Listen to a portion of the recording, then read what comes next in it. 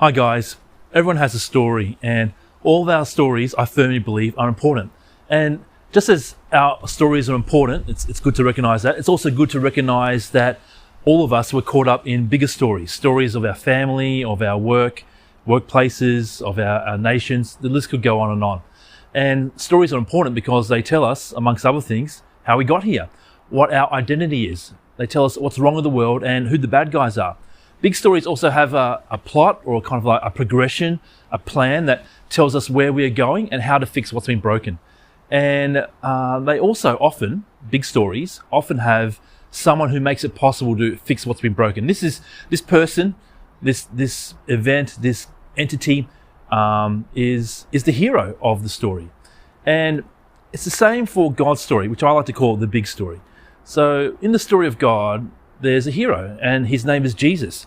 Jesus is the hero because in the story, he's presented as the promised true king who's going to reveal to us, and who does reveal to us, what God is like and what humans can be.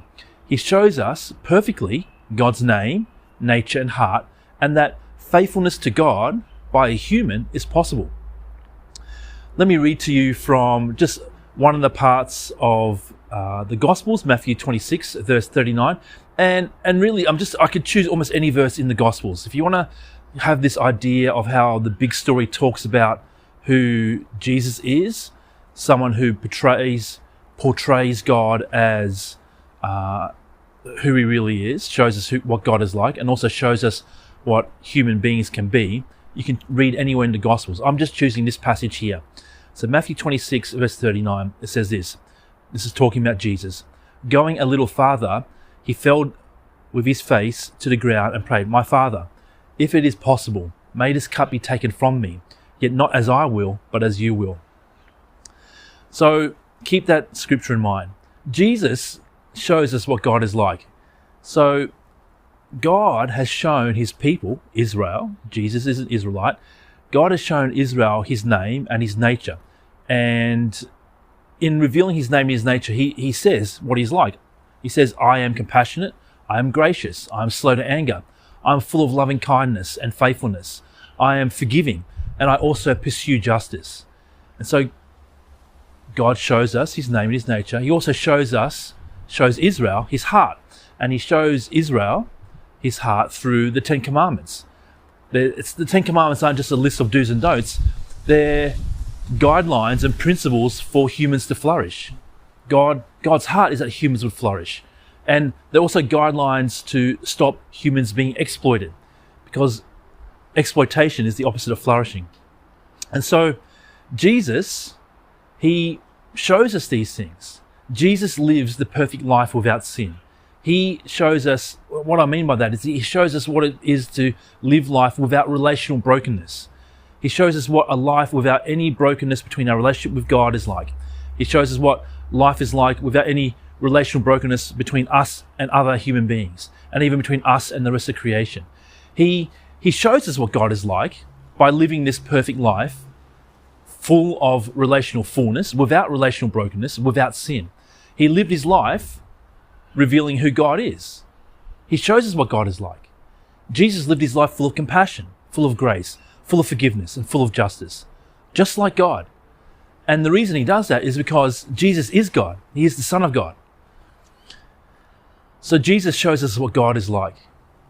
And that's one of the reasons why he's the hero of God's story. But another reason why he's the hero of God's story is that Jesus is the faithful representative of Israel.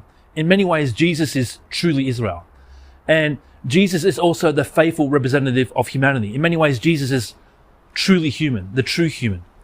And Israel and humanity in God's story have been infamous for being unfaithful to God. But Jesus remains true in his faithfulness to God, where Israel and humans failed. Whereas previous Israelite leaders, judges, kings, prophets, they were flawed. They were flawed, and they failed to reflect how we as humans can live a flourishing life. Jesus, on the other hand, he fulfills the heart of living a life of flourishing, living according to God's principles for flourishing, and he responds to every test that he encounters faithfully. In the story of Jesus, going back to the scripture that we read out earlier, in the story of Jesus, he faces a decision in the garden. And this goes all the way back to the beginning of God's story, where there's a garden and there's a human being who represents humanity. And once again, we have another garden now with Jesus, who's also facing a decision that he needs to make representing humanity. So just like the beginning of the story where Adam faced a decision in the garden, and his decision was this: will I do things God's way? Will I allow his will to be done? Will I maintain relationship with God, or will I break relationship with God? Adam made a choice and kind of consigned humanity to be the bad guys.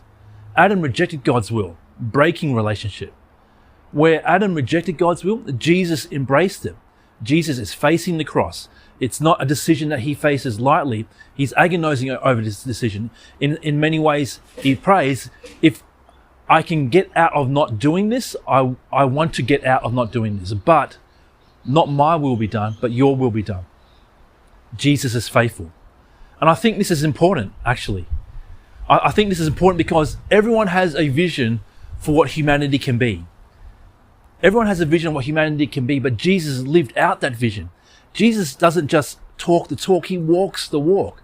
Jesus' life is presented, as the Bible tells the story, Jesus' life is presented to us as a new way to be human, something that we can grow in, this new way to be human, this new way to flourish as humans, if we follow him.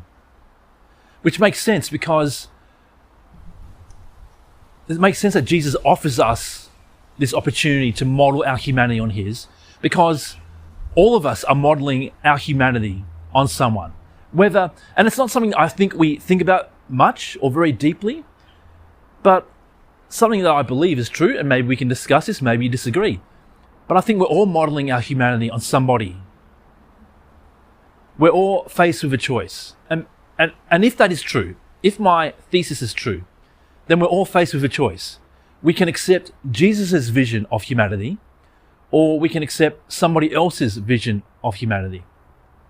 Jesus' vision and version of humanity gives me hope.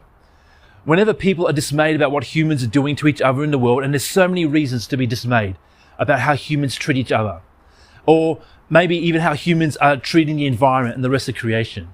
Whenever people kind of are dismayed, they're complaining, and they say, I can't believe, I don't want to live on this world any longer, and they say things like that, I can with confidence say that this is not who we are meant to be. This person who's modeling humanity this way, in the exploitation of other human beings and the exploitation of the environment, that is not who we are meant to be. I know what it means to be fully human. I know what it is to flourish in the various dimensions of relationship.